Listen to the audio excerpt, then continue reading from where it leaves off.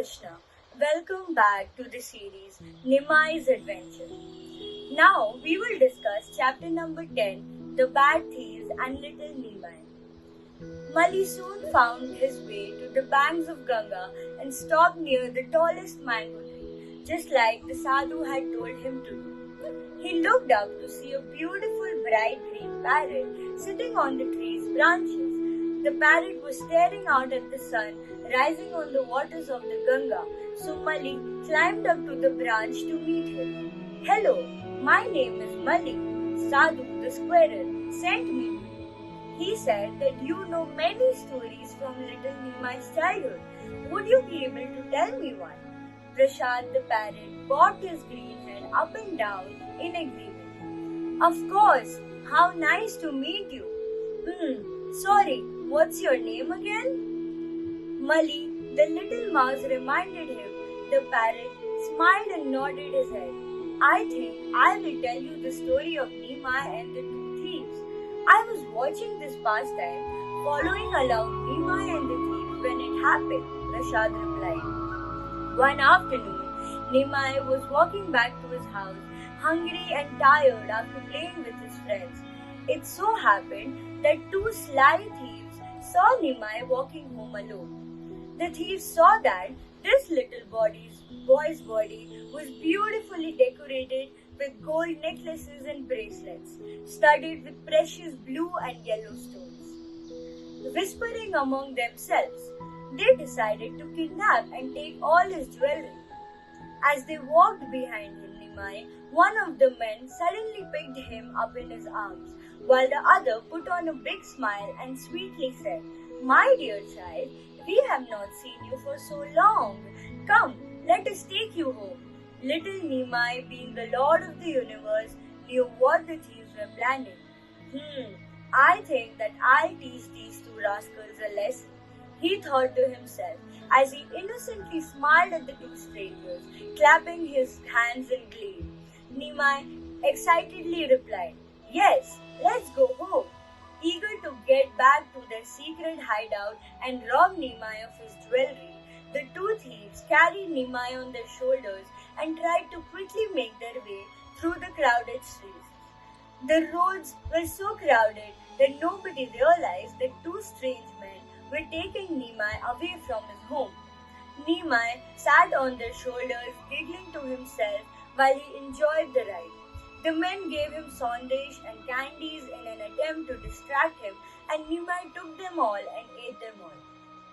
Prashad, the parrot, paused for a minute, looking slightly confused. What happened after? He thought aloud. I remember. Sorry about that. This bit is interesting. So listen closely, little mouse. You're not going to believe your own ears when you hear what Nimai did next. The sun had set and the moon had risen, but Nimai was nowhere to be found. His parents became so worried that he still had not come home that day, desperately searching the neighborhood, calling, Nimai, Nimai, where are you? Vishwambara, come home. Soon the entire village was searching for their dear little Nimai. Sachi Mata and Jagannath Mishra prayed to Lord Krishna to safely bring home their little son. Meanwhile, the little thieves kept walking with Nimai high up on their shoulders, chit-chatting away and giving Nimai sweets, thinking they were successful in tricking the little boy.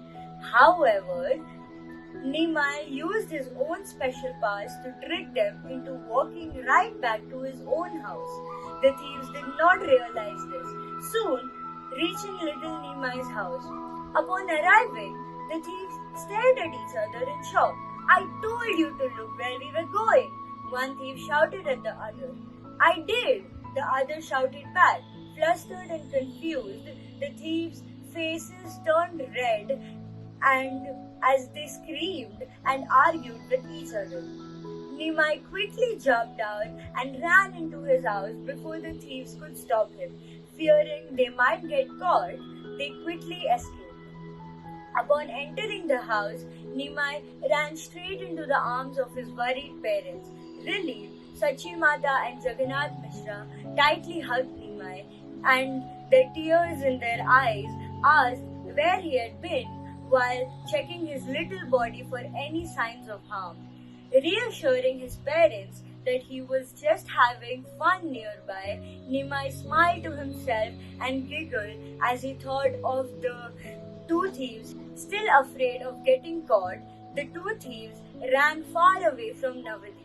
Even though their plan was to rob the jewels of Nimai, they gained many blessings by carrying the Lord on their shoulders, feeding him delicious sweets, and by making him smile and laugh.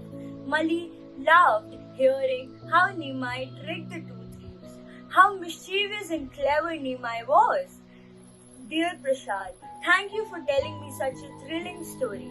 Could you please tell me who else can share some pastimes with me? Mali asked. Yes, my friend, Champa the cow will be able to help you. Keep walking down this path and you will find her. Join us tomorrow to see what Mali the Mouse gets up to.